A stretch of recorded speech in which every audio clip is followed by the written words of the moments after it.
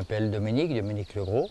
Je suis céramiste dans la région, près de la Borne, depuis une quarantaine d'années.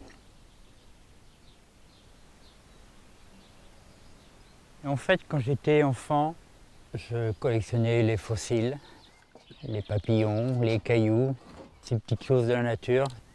J'ai toujours été intéressé par ça et j'ai suivi l'école des Beaux-Arts de Bourges. J'ai eu la chance de pouvoir bénéficier de l'enseignement de Jean et Jacqueline Lerat, qui sont des céramistes bien connus. Et voilà, depuis une quarantaine d'années, j'ai fait plusieurs pratiques de céramique et de poterie.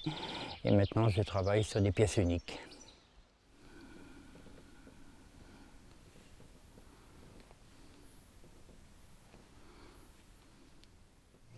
Eh bien, le toucher, c'est un sens que l'on expérimente en continu dans la vie. C'est vraiment un sens important, aussi important que la vue et les autres sens.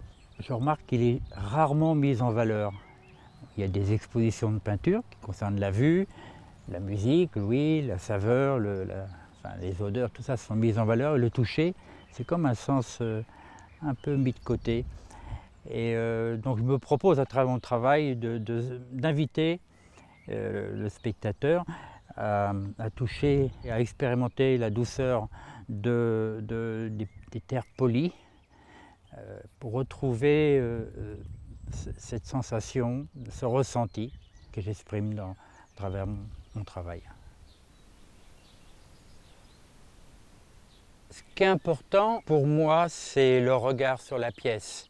C'est ce premier regard dénué de commentaires, dénué de mémoire, un peu comme lorsqu'on se promène au bord de la plage, on ramasse un petit coquillage ou un galet. Et c'est l'intervalle entre cette perception et juste avant qu'il y ait un commentaire, juste avant la pensée, quoi. Ce qui m'intéresse, c'est l'espace entre une perception et la pensée, ce ressenti que l'on peut avoir en contemplant des petits fragments de nature ou un coucher de soleil ou le regard d'un enfant. Vous voyez, ça ne se saisit pas, ça ne se fixe pas, il n'y a pas de mémoire, c'est ineffable, mais c'est la vie. Et c'est ça qui me touche.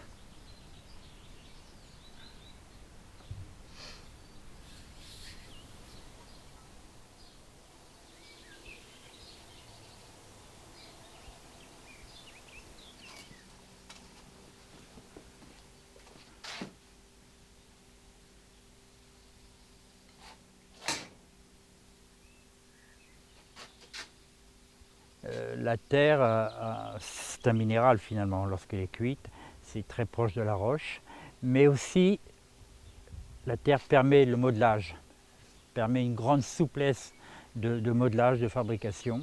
En fait, on parle de la terre, mais ce n'est pas la terre, c'est la terre et l'eau. C'est un peu comme le jardinier ou l'agriculteur, il ne travaille jamais la terre, c'est la terre et l'eau.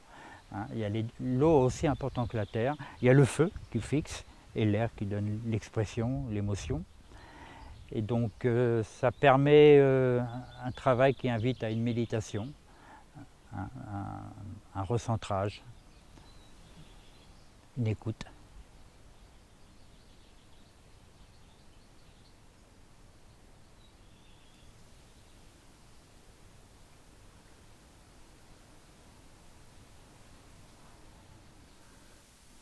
Si on n'est pas attentif, si je ne suis pas présent dans mon travail, si j'écoute mes idées, mon discours intérieur, ça ne va pas marcher, je vais faire des erreurs, je vais rayer mes pièces. Donc c'est un travail qui appelle une attention, une concentration, un silence, une relation avec la terre qui est toute simple, juste être attentif.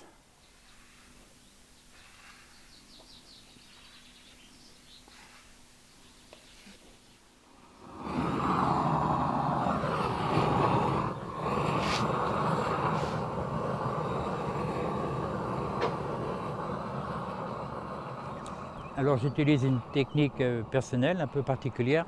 Je travaille toujours en plein. Donc je travaille une pièce, j'ai une terre légère, je la fais en plein, je recherche librement la forme. Et ensuite je mets des couches successives d'argile. Je vide l'intérieur pour faire le creux.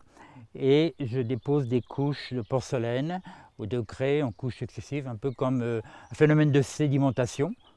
Voilà. Et ensuite, je cuis, je polis, je fais ressortir toutes ces différentes couleurs, les unes sur les autres.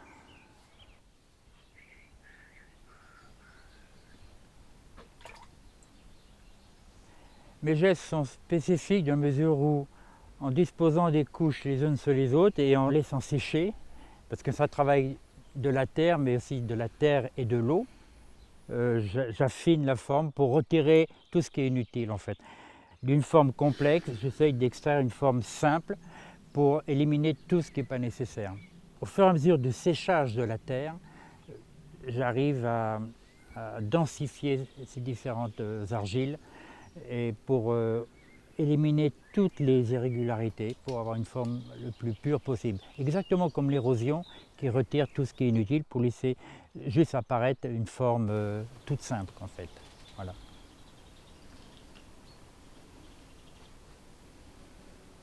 Mon professeur, Jacqueline Nora, insistait sur la présence, sur la précision du geste, sur l'exigence, sur le regard, sortir l'énergie, être très précis.